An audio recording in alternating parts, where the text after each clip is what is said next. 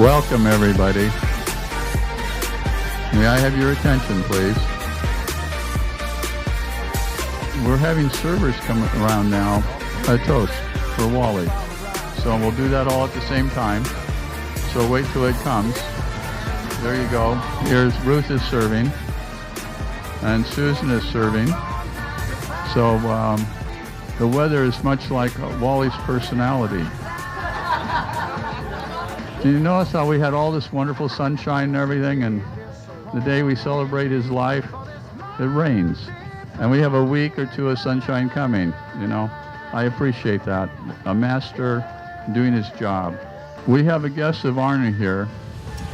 Our friend Ryan Brown, Wally's youngest son, is sitting over here with Rosemary. There he is. Thank you for coming, Ryan. He's a wonderful man. Thank you for coming, everybody. We want to thank Sharon for the phenomenal organization she's done here to bring this together.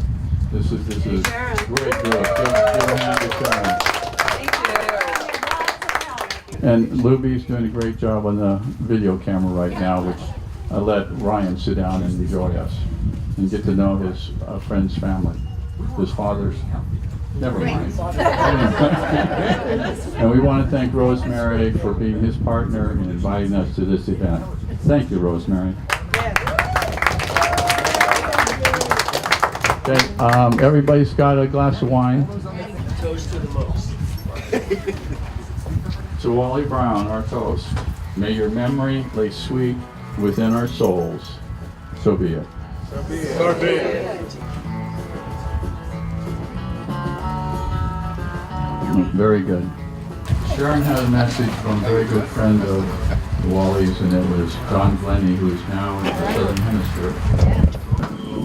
So when John couldn't be here, I said, would you like to write something? And so he wrote this nice little report. A celebration of life for my dear friend Wally. Very sad, but oh, what a life Wally had. He accomplished many things in his life and did them well. Any one of them we would have been proud of and made a career out for life. However, no sooner had he accomplished a high degree of mastership in one avenue, he would find another to learn from scratch and master. He really lived a life of creating the unknown. In his early childhood, he was into speedboats and motors.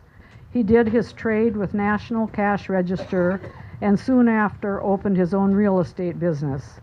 Doing well in that would have satisfied most, but not Wally. He went into upholstery and soon had a thriving business repairing restaurant upholstery. He then, I think, met Sharon and found out about Ramtha. So they bought a school bus, packed it up, and drove it out from Minnesota. By the way, the bus is still available if anybody wants it. John met us after an event attempting to watch some planetary alignment on the other side of the mountains. Soon after, I worked for them on their mountain in Republic, close to the Canadian border. He arrived one Sunday night and stayed for about 6 months. Here we had to do the teachings, put the teachings into practice in remote viewing to find where the lumber was stacked under the winter snow. We built structures, and Wally created and learned about sawmilling, as well as heavy equipment. He became proficient with an excavator. Once that exercise was over, he moved to Yelm and built up a soap business. Once that was a going business, he sold that too. I designed an underground structure in Shotcrete, which we got into. We had so much fun and accomplished much. We shared wonderful memories together, and he will be sorely missed. Have a splendid new adventure, young Wally. You know everything to do and where to go. More than anyone I know, you are familiar with the unknown. John Glennie. Now, we're going to have another toast, but I want you to recognize that After we have this next toast, I'm going to give a little bit longer toast. We're then going to have a feed time. We're going to go to the trough and eat, and then after we have eaten, and the first ones to finish eating, you can share stories how you've known Wally and what you've done with Wally. We'd all appreciate that. All right, so for the next toast to Wally. Wally and I were close friends. Please stand up. We were close friends that shared moments of exciting actions and unexpected hiccups. The exciting actions far outweighed the hiccups. He was a man who always had one or more projects on the front burner, and as Sharon said, 5 on the back burner. Wally told me personally that being the black sheep of the family was not intentional, yet that was the way it was. He was one who decided long ago there was more to life than the world of 9 to 5 had to offer. Wally was a spiritual warrior who devoted enormous time and energy to unveiling the mysteries of life. He often challenged corrupt politicians or devised plans to make life's journey a little better for those he knew. Now Wally is on a wholly different journey, one that we know so little about. Would really be nice to get some hints. So Wally, we toast, an infinite being who took the ride and finished. To Wally. And we're videotaping this for Wally's older son, Garrick, and the rest of the Brown family, so they can know what Wally's been doing the last 39 years since he left Minnesota. Very good. All right, everyone, we've done the food line over there. Does somebody else want to come up here and do a little story?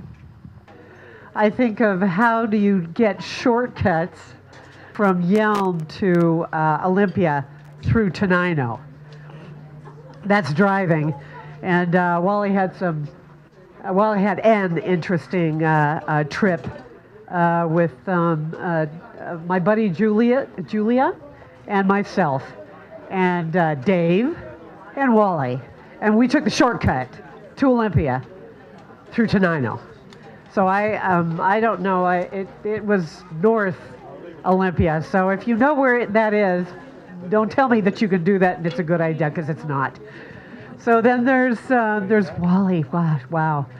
There's Wally and the wheatgrass. Wally and the wheatgrass, the manual wheatgrass adventure. I had a great deal of fun. I met Dave and Wally, and Wally was working towards better health and enjoying his wheatgrass adventure, and that's a lot of work. And the next thing I knew, he ended up having probably I don't know, a couple of barrels of wheat that he was inviting people to have. So Wally, miss you, brother, and thanks for spending your time, and to Wally's family, thanks for sharing him. Oh.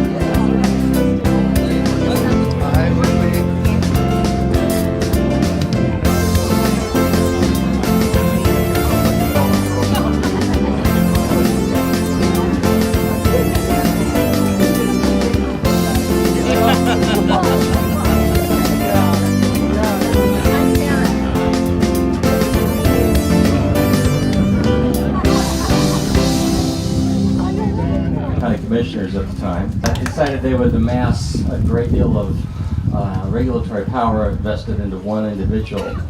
And he would have charge over fining people in the county over any of the numerous county offices, like roads and all the other, county, offices, the things, the county does, which was kind of a totalitarian approach, I think you'd call it. So, from our conversation, that lighted a fire under Wally, under Dave, myself, and a whole bunch of other people. It was a real community effort. The rural people in particular came out to this, and we basically stormed the county commissioners' meetings for 3 months in a row. Between 30 to 50 people would come out with each meeting, and a lot of new faces each time too. It just wasn't the same old people bust in like the radicals do. The radicals bust stuff, and then that's another story. I won't even go into that. But I just want to say that I've known few people that are as determined and as consistent and as faithful as Wally. We have today 3 independent county commissioners, in no small part due to Wally's efforts and the efforts of the people that he called upon from the rural areas. And Robert Schultz, yes, Robert, hey, yeah. So I don't know all the people that are involved, but I know there was more than I've named. So if I've forgotten your name, please forgive me. But Wally was a doer. He wouldn't quit. And he had his head screwed on straight, which is really nice for politics. And I'll miss him. Oh, the politics, huh? You gotta love it. That's when you're taking the red pill, right? Okay, anybody else would like to come up? Rebecca? I generally am not shy. I just don't like to chew in public. I actually probably know Wally fewer years than most of you, but I had a fair number of experiences because I tend to be a rather active activist, to the point where I first met him. I actually lived in Seattle, and my late partner John Rogers and myself, who also tended to be a very devoted, broader spectrum type activist, would come down here. And actually, I met a fair number of the people here at this event, just coming down for different actions and events. So anyway, Wally was consistently, Ken used the word consistent, he was consistent. He always showed up. And one of the reasons he showed up was to offer the service of videography, which was greatly appreciated because it's always good to have a record of when you're at a public hearing and they're not being terribly cooperative of providing the recording, which at this point we know that that's not one of their favorite things to do, given what they're doing. So Wally would always be there. And I was very impressed and touched, because even these very small events, like smaller court hearings or smaller hearings, administrative hearings, Wally would be there. And there was an event, an instance 3 years ago that I most remember him, there are two things, where a couple who is not here, and I think you know who they are, were having problems consistently with the immigration court, and that'll give it away, and with the local government, the county government, that was basically using the International Building Code of Agenda 21 to legally harass them, and keep them in a loop for 4 years of court appearances that were draining their time, their energy, and their money, on top of what they were dealing with the immigration case. And so I decided to do an unconventional administrative contract legal action called the Notice of Liability that's getting some notoriety. And I actually did the simplified version of this so people would better understand it and be able to execute it. And we had about seven or eight volunteers from Thurston County to try this. And then we had the more experienced group who had done the smart meter notice of liability where we had a lot of success staving off the smart meter onslaught in Seattle, and we also had half the council resign. 2 of the heads of Seattle City Light resign after we filed this. So there were things behind the scene that would tend to indicate they had some power, even though they've evidently started doing some of this because we haven't filed the liens in the case yet. Anyway, which would be for $100,000 that would shut the city down. So if we decide to do that, I think, you know, they might have some second thoughts. Anyhow, this dealt with this particular local case. So Wally was there. Wally provided the videography, and he wanted to know, he really wanted a copy. He wanted an actual physical copy of this. He insisted on it. He wouldn't leave Traditions until I gave him a physical copy of it that he wanted to study. And he came to every signing session that we had at Coffee Strong in Tacoma, because it was halfway between Thurston County and Seattle, where we had the Seattle activists joining us, and we had some of the notaries public who were from Seattle joining us. And Wally was at every one of these and enthusiastically participated, and I was just really touched. And actually, we filed this in late July of 2015, and this court case had conventional court case with the using of the international building codes of Agenda 21 had gone on for about 4 years, and within 2 months they dismissed the case.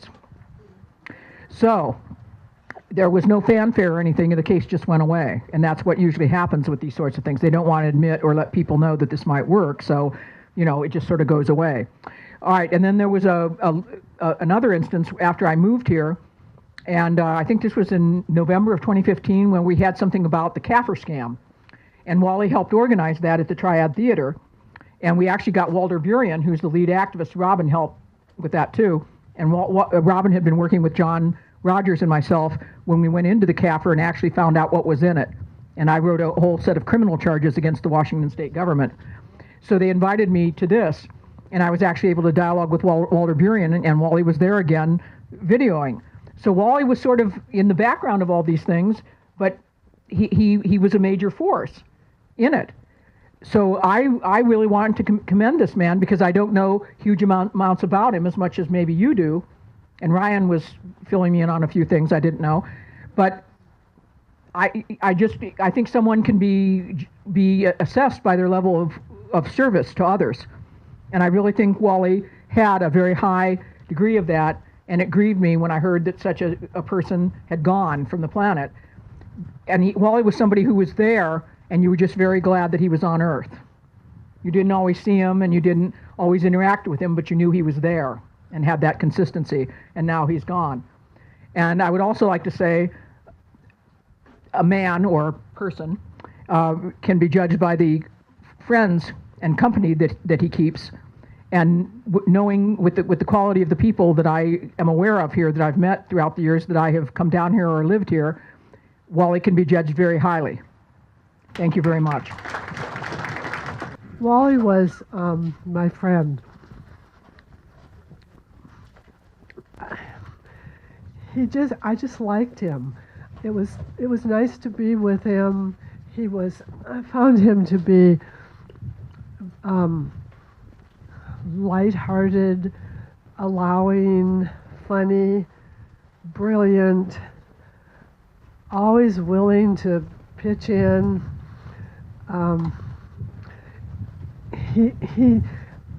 He was all the things that you all are saying about him and that you think about him, all the wonderful things. To me, he was my friend. I liked him. He liked me, and I knew, we knew we liked each other, and we could talk to each other honestly. And he was very open-minded, and I knew him for about 25 years, and that's not long enough for a friend like that. It's just not long enough. So I feel very sad that he's gone, and I'm grateful that I knew him. I treasure the memories I have and the friendship I had with him. Thank you.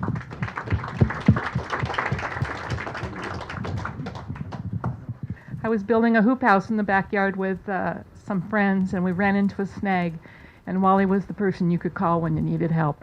He came right over and helped us get the work done, and it was great. So he was that kind of guy, a good guy. Wonderful.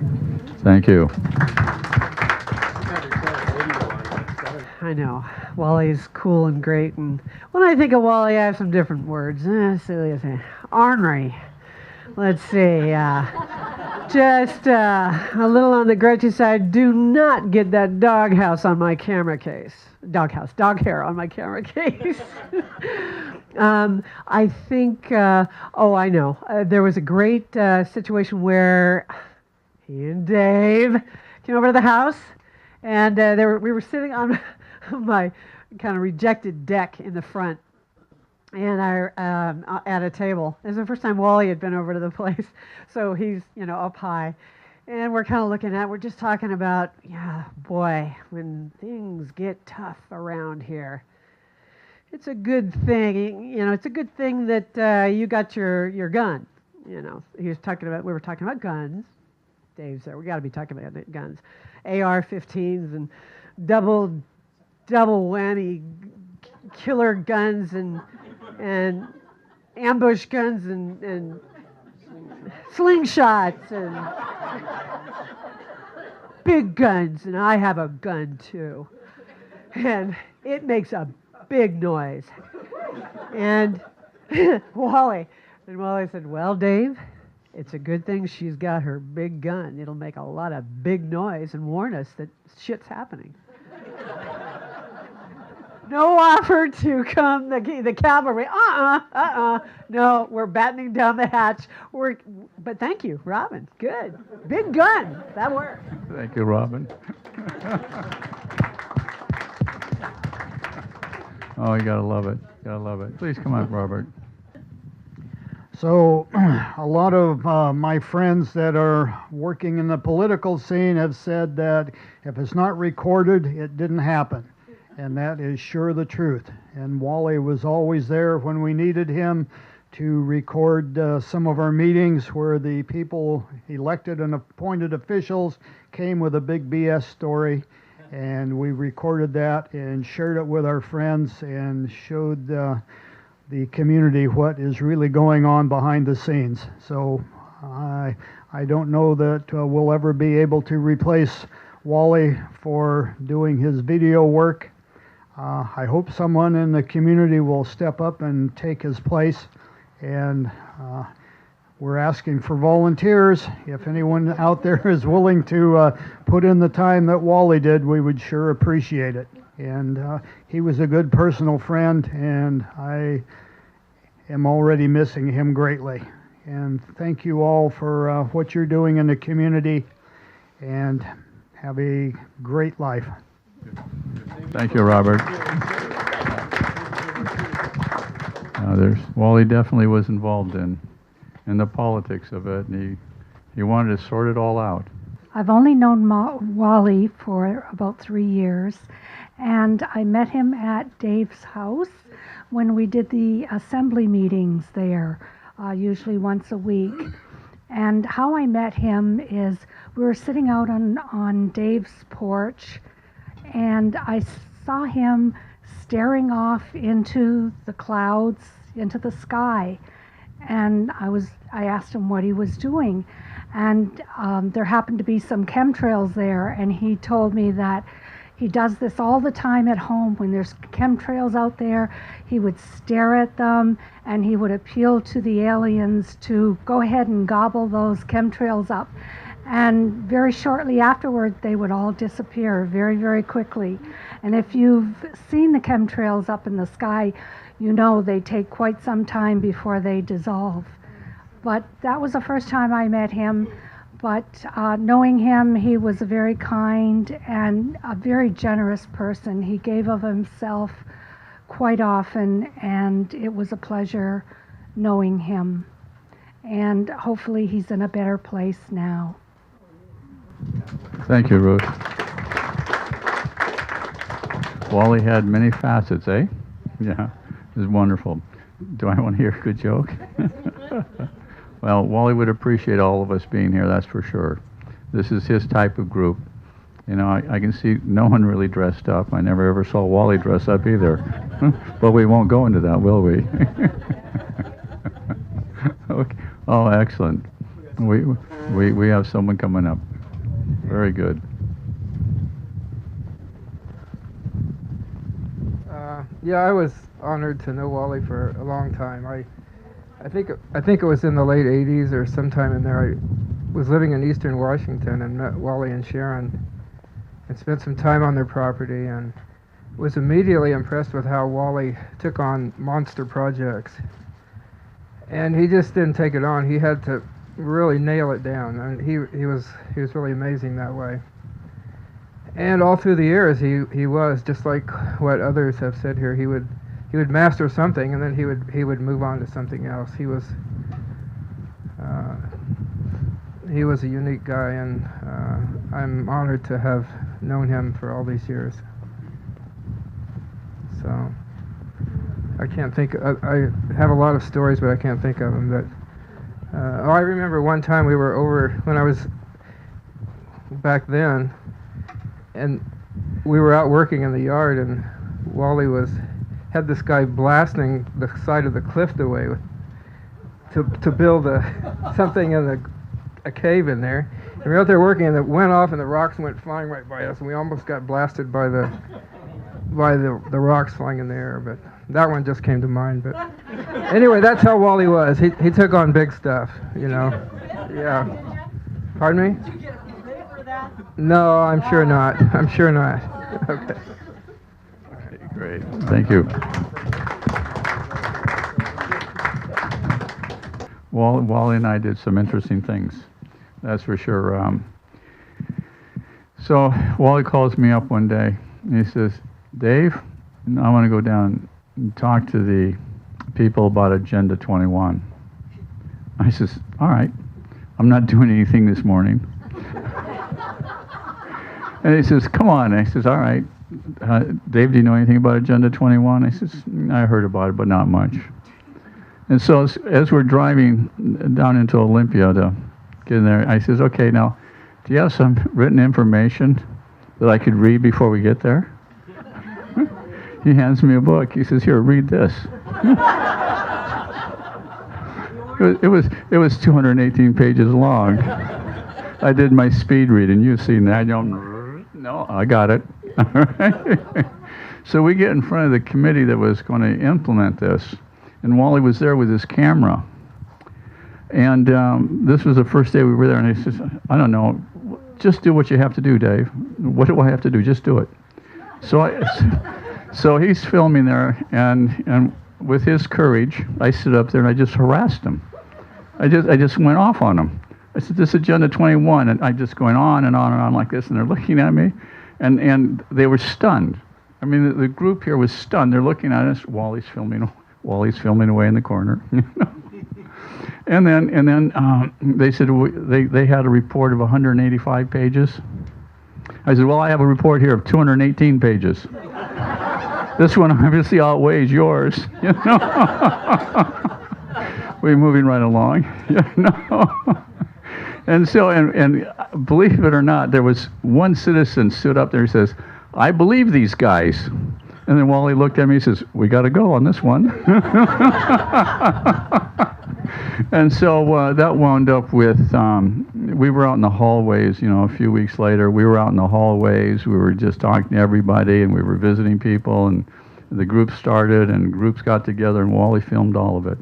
He got there and videoed all of it, and over again. And we'd have discussions about what he was going to video, and he just videoed what was there. It was really good, so it was a lot of fun. That was exciting times, that's for sure.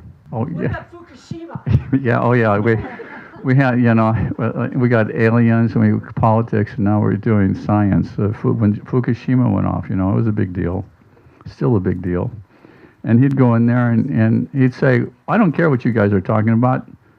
We have to get on Fukushima. He says, let's talk about Fukushima, right? So that's what we would do. And Wally'd get off on them, Fukushima in front of him. And, you know, have you ever seen Eyes Glaze Over on Commissioners?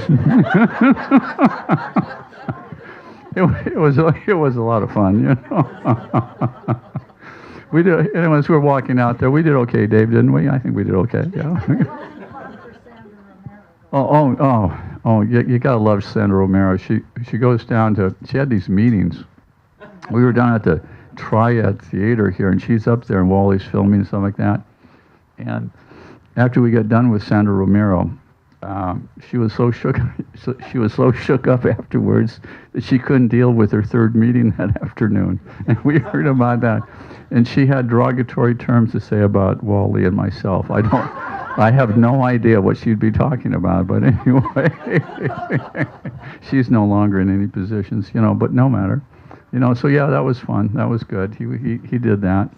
And let's see, what other things did we do? Oh, there were many things. Can't remember. Okay, somebody else has got a short story. So I to the Triad meetings when Agenda 21, Sustainable Thirst, and information was coming out, and I was clueless. I had no idea about politics. Every time that we would vote, I just didn't know what to do. So, well, first of all, I wasn't going to go. A friend of mine at the co-op said, "You have to go to this meeting," and I'm like, ugh. So I go home, and the day of the meeting shows up, and I didn't go. So the next time I went to the co-op, she's like, "You weren't there! Why weren't you there?" And so the next time I went, actually, and then I got home, and the next meeting I wasn't going to go to because it was all too new for me. I didn't get it. And this voice in my head said, "Just go, just listen." So I went, and many of you were at these meetings, and I'm like, I don't know if this is real or not, but it's really weird. And the next meeting would come up, and this voice would say, "Just go, just listen." So I go, and months went by, and I would go to these meetings, and I would go to other meetings, and I'd go to the commissioners' meetings, and I didn't know if it was real, but I thought it was. So Pamela Roach was going to do something at Lake Taps, and Wally was going, and he was going to drive a bunch of us down. And so we went, and there were over 100 people that got up and testified about their property rights and what they couldn't do any longer, and their dreams that were being squashed, and the money that would cost them to do anything. And I got it that day. And I realized that this was really my next journey to something I'd never knew about, to make known this. And so ever since then, I've been part of this whole thing, and I've seen Wally time after time videotaping and stopping the videotape in the middle of it and asking them questions and challenging them. And he was a beautiful trooper, and I really appreciate all that he did, and I was delighted to know him. And I did know him before that, but this is what I really got to know him. Thank you, Leilani. Wonderful. All right, another short story. Do I have a good bit on a short story? Medium, excellent. Or is this a medium story? We're working on fair to midline. Excellent story coming up. So my stories go back about 20 years, which is before the videotaping era. One of the pieces that was skipped over by John Glennie that I think is worth people being aware of, if you've ever heard of the Washington Wine Masters, that was actually started by Wally and a couple of his friends, Richard and Crystal. So Richard and Crystal dropped out fairly quickly, and then there was a small group of about half a dozen of us, and then it grew into what it is today. So that was actually started by Wally, and it started at the warehouse over on Lindsay. And I just wanted to mention that because it wasn't in the chronology from John Glennie. And the other thing that I felt was kind of classic Wally was when he was doing the soap business, and he was frustrated because he printed all of his own labels. And you could buy the colored print materials in little containers this big. And, you know, he was printing hundreds of labels. And being frustrated, he had a problem. He set about solving it. And I don't know if any of you all saw how he had that printer set up, but he had, because of his NCR background, had the whole guts all opened up in this thing, and it was on an IV. So he had like jugs of colors. He was not using these little things.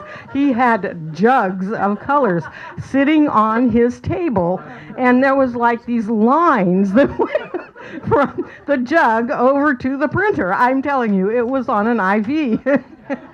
And the little machines going back and forth, and of course he had it set up so the lines would go back and forth with the little machine. And so he solved his problem, and that to me is quintessential Wally. We have a problem, okay, what do we have to do to solve it? Rip the top off, get the guts all spread out here, and we'll fix it. Yeah. Fair to Midland. That's true. Oh, by the way, when I went to his office one time, he shows, oh, let me tell you about my printer. And I saw all these big jugs of ink. I don't know where the printer was, but anyway. You have to follow the tubes. Yeah, I says, yes, Wall, that's great. I loved it, you know. Anyway.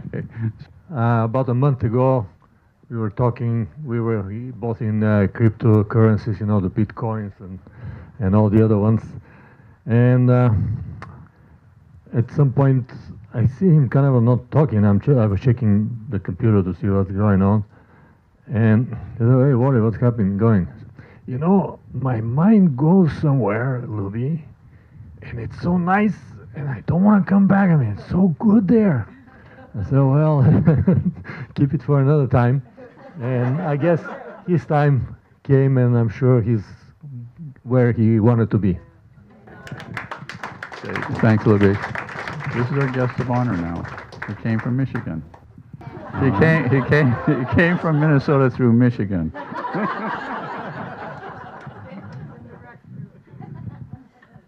Well, I remember spending every other weekend with him and my brother, and we would spend wonderful time at the cabin with Sharon and Wally, and it was a great way to grow up, watching him learn about something.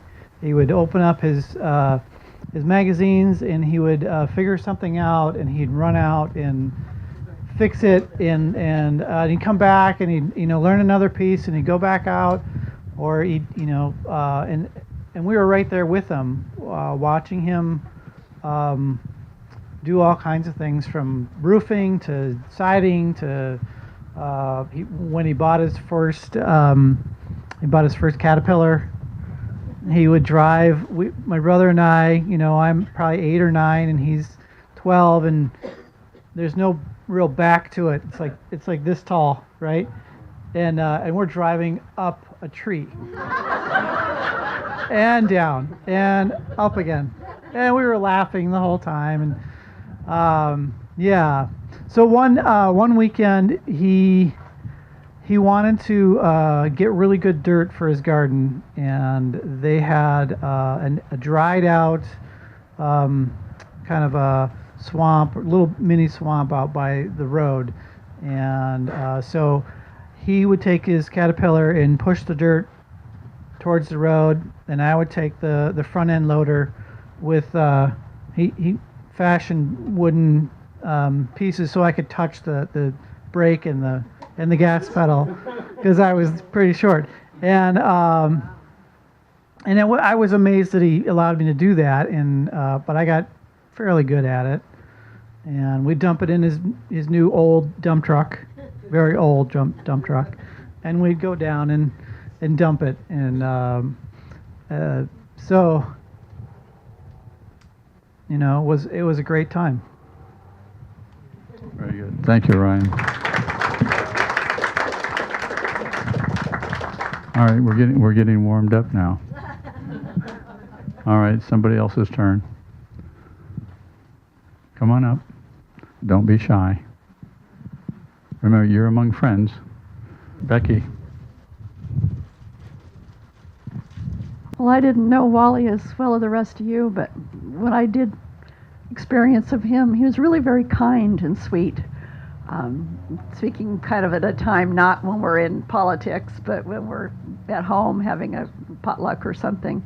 He was just really, really pleasant and friendly to be around. He wasn't loud or boisterous. You could really sit and talk with him. And one thing that I just want to mention, everyone's been talking about that he videoed everything, but I know that secondhand knowledge that he not only videoed it, but he spent hours and hours editing it so that he could put it together and show a short little segment to people who weren't there, and they'd get the gist of what it was. He'd take out all of the waiting time and people that asked dumb questions maybe, but he put so much into it. Not only did he go to all these things, but he spent all this time. So I really hope that we can use all of the films that he's made and continue to make use of them, because they still will probably apply. Thank you, Becky. Wally also had a private life, and he and I'd sit around kind of scamming. Well, I'm not going to call it scheming. And he'd say, you know, Dave, I had a dream. I says, really, Wally? Yeah, I had a dream. Okay. And then he'd tell me about his dream. And he said, okay, Wally, what'd you do in this dream again? Well, I flew. That's cool, Wally. You flew in a dream. All right. And I'm here to teach people how to fly.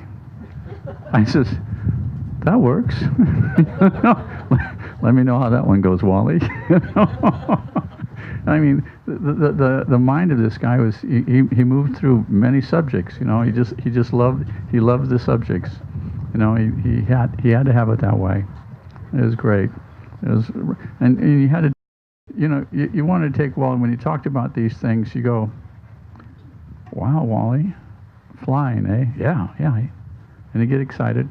He'd chirp her up. He says, yeah, flying. You want me to show you, Dave? He says, Wally, we're inside right now, Wally. Let's do it when we go outside, all right? But anyway, so it was really good. All right. Hey, somebody else has a story? Would you read what the ribbon says on that bouquet? Yes. The dreamer has awakened. That's an excellent one. And that's what about, and he was a spiritual warrior. And when I say that, that's absolutely true. I mean, he was dedicated to dive into those mysteries. And he was unraveling those mysteries on an ongoing basis. You know, and the mysteries of our life. You know, of life itself. And he wanted to fix things. You know, he was solution oriented. That was really great. That was really good. And Wally and I used to go for walks. We'd do different things of that nature. And we'd go out shopping periodically, and he and I'd banter about. And in our banter, someone turned to us and says, "Are you guys friends?" I said, "I didn't know it showed." But that's the way that Wally and I had conversations, and that was how it was. And, you know, I can recall the first time we were on a project, we were doing something over his place, and he threw something at me, not a physical, a word, a sentence, and he says, you know, it was kind of like, you know, you throw down a challenge on someone, and I says, oh, Jesus, here we go. So I threw one back at him, right? And after that, when we realized that when we egged each other on, that was what it was all about. It was the egging and who could do the best job, and we were never victimized by any of it. We never felt bad about any of it. We never said, oh, we got one over on me, will I get it? No, we never did that. We were just very honest and straightforward, and we dug at each one of our weaknesses. which was a good thing because then we get to turn around and take a look in the mirror and say, I don't know who that guy in the mirror is. Wally did that a few times himself, you know, but it was all good. All right, let's have another story. So I didn't know Wally very well, but he was very kind-hearted, and he opened his house for Dolores Rudd in the Shineshire thing that we kind of were doing. And for some reason, we can't remember why we were there last year, but the grapes were down. And if you haven't been to his house when the grapes were ripe, you've missed a John Glennie. He said John Glennie helped him build it. But on his porch, the grapes come into the porch under the plastic, and they just all hang down on the porch. And he's got white and red, the best grapes you've ever had. So that's all. We just love John. Not John. Well, we love him too. Wally. Yeah, we love them all. But anyway, he was very, very amazing man. Thank you. Very. Wally and Rosemary had wonderful grapes in their veranda. I mean, a huge amount of grapes. In the early 2000s, I was helping Wally at the soap place, and I had become interested in foreign currency trading, and I mentioned it to Wally, and of course he got interested, and I found out about it from this guy, Alan Ricketts, in Florida, I think it was, and for some reason I was getting all these emails from various people, and none of them were interesting, but Alan's were interesting. And he was the foreign currency guy. It turns out he gave classes. And so we ended up having a foreign currency trade. We flew this guy out from Florida and opened up the soap shop and invited whoever wanted to come. It was $5,000 to take the class. And this guy came out, and we all learned foreign currency trading for about 10 days. He pretty much shut down the soap business and did that. And I don't know how far Wally, I think Wally stuck with it for quite a while, and I did too, and I finally realized I was losing money and not making money, so I stopped doing it. I finally realized I wasn't going to figure it out. And then years later, I had this water tank. I still have this water tank, and I've never had water in it. It's a 500-gallon water tank. And I had somebody saving it for me for years while I was kind of moving around, and then I finally bought a house 10 years ago. It's like, okay, I guess I better relieve these people of this water tank. So they delivered it to me, and then I had to get inside of it and clean it out, and had to do that a couple times because I couldn't seem to do anything with it. I still have it. Does anybody want it? So I finally got it cleaned out, and I got it into this place, and I forgot that I had a kind of a spigot for it, and I forgot. Now I have it. Now I remember I have it. But I called Wally and I said, what do I do with this? I mean, if I put water in it, how do I regulate it? So he just loaded up his tools, came over, fixed it. And nothing's happened to it since then. That was a long time ago. And then I was kind of showing him around because, I just moved to the place, and I have one of those Costco tents. Actually, the water tank is in the Costco tent, and I keep having to put new walls on it because, the sun degrades it, and, this water tank's sitting in there empty. And I said, I've got this, and I don't know what to do with this, and all this junk. And he says, well, let's just make a dump run. So he brought his truck over. I mean, the guy was he just wanted to help you. I mean, I wasn't asking for him to help me with that stuff, but he would just, if he could think of a way that he could help you, he would help you. And, he's just a very sweet, generous, lovely person. Good. Thank you. Yeah, indeed, Wally was a a humanitarian. He looked at the best for humanity. And that certainly is a great way of having insight, which is what one of his goals was to awaken. Well, he was a great man. Very sure. Okay.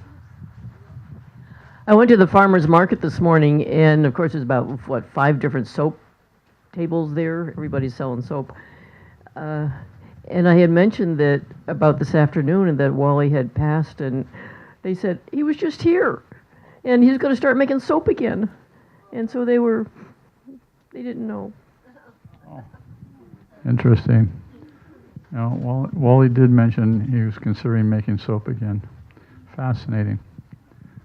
Here one more. What was the name of the soap business? What was the name of his soap business? Hidden Valley. Hidden Valley, right.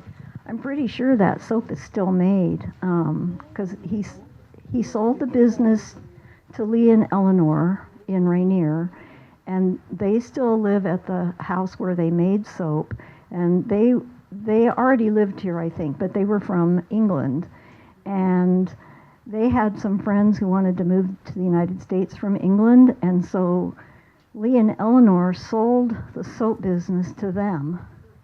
And I think they're in Arizona because that's where Lee and Eleanor came from. And I think if you Google Hidden Valley Farms soap, you will find that the soap is still being made. And Lee and Eleanor, they were sorry they sold the business because they had a lot of fun making it, and they did very well with it. But they wanted to help their friends. So you might be able to buy some of his soap still.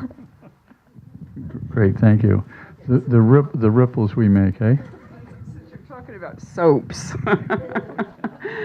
that's how I met Wally.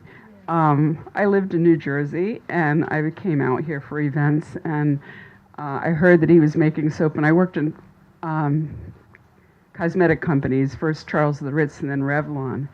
And so he touched base with myself, and my husband was in the industry also, and he was coming out here, and his boss ended up moving out here, but he sent us soap. I had boxes of soap. but we ended up changing companies, and my husband's boss ended up retiring, so nothing ever came of it, but it was a great experience to know him.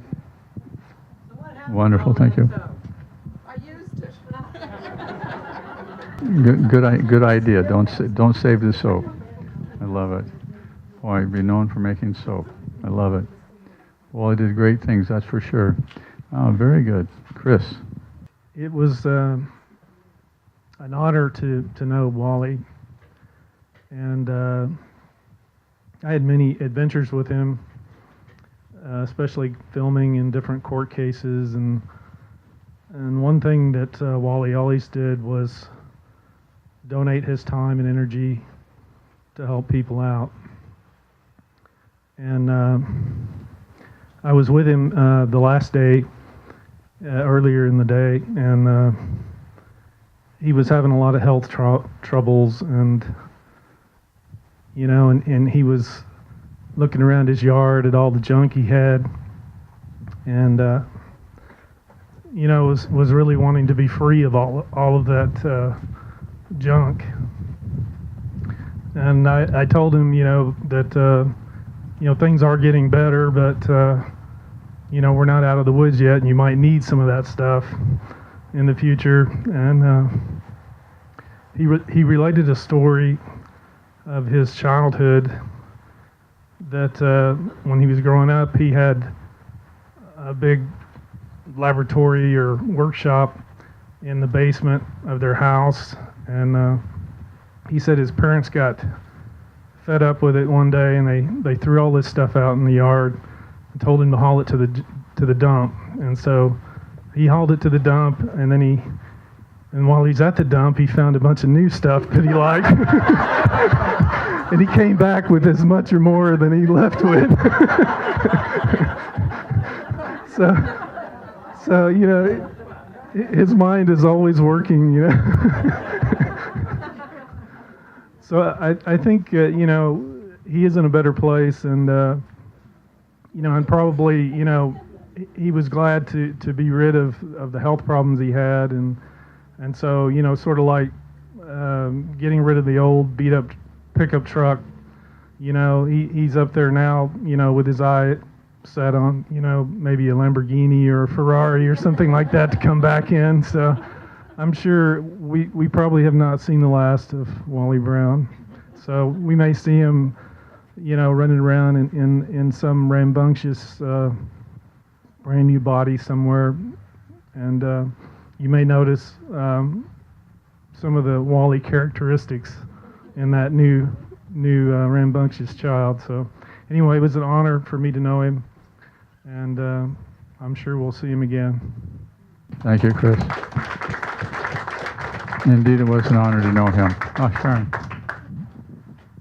I'll just add the ending of the dump story. His mother never let him go to the dump again. Imagine that, would you? Remember, there used to be a barter thing. I'm remembering that the sale of the soap had to do with that. That's how he connected with Lee and Eleanor, was through that barter thing. So he was into that too. He was really into the bar. And then, so when I moved to my house, this is another thing that Wally did for me without my really asking him. But I bought my house. How did it go? I bought my house, and it had all this decorative brick with the scallops all every place, and it wasn't my thing. And Lee and Eleanor put on Betty's list, I think, about how they wanted rubble. And so I called them and I told them I had this stuff, and they really liked it. So they came and got it. They had a Jeep, and they used it, and they put it all around their trees and everything, and they really liked it. And then there were some shrubs around my house that I didn't want, some kind of big trees, and they paid Wally to come over and dig them up, and they planted them at their place, and they're still growing. But then then I was joking with them, you know, when they were there getting the trees, and we're talking about the rubble, and I'm going, well, I have a lot of rocks, you know, we all have a lot of rocks, and I go, I have a lot of rocks. If you want to have some rocks, you can take those, and that'd be more rubble. And they went, we'll take them. And I couldn't. They go, we have no rocks. I'm serious. And so they had this driveway, and they were renting this big warehouse to somebody who had a big truck, and he would turn this corner, and he was making these big ruts. And so they were coming over, and they were loading up their Jeep with rocks. And Wally goes, oh, I have this trailer. So Wally has that great big gigantic trailer. Do you remember that thing? It was huge. And he would come over, and we'd all load rocks on that thing, and he would go deliver it to Lee and Eleanor. And then Pat Stewart, I don't remember how she got into it, but I saw her at the farmer's market a couple of weeks ago. She was with Tara, and they were selling cherries, and Pat said, I remember the rocks, and I was like, oh, that's right, because they came over with their trucks, and I got rid of so many rocks, and it was great, and they loved it, and so Wally, you know, he'd just jump in. Wonderful, thank you. Very good. Okay. Thank you, everybody.